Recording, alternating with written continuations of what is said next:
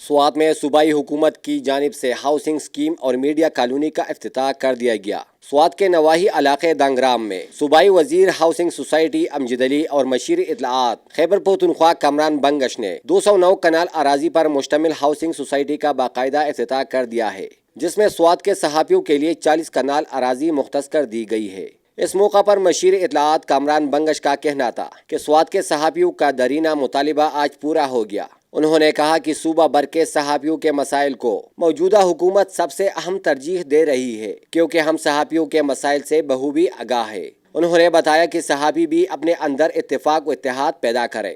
اس میں 40 کنال، جس میں تقریباً 100 ہاؤسنگ یونٹس وہ سوات کے صحافیوں کے لیے ہیں، جس سے صحافیوں کا دیرینہ مطالبہ کہ ان کو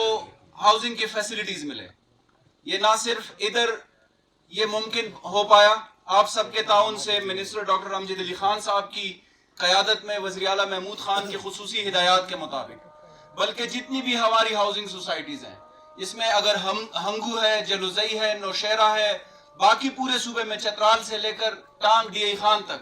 ہر جگہ پہ ہم صحافیوں کے مسائل کو سب سے اہم ترجیح دے رہے ہیں۔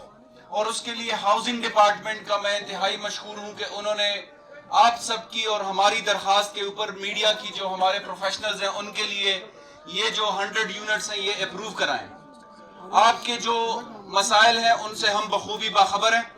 اس کے لیے ہمیں آپ کے تعاون کی بھی ضرورت ہے۔ آپ نے بھی اتحاد اور اتفاق کا دامن نہیں چھوڑنا۔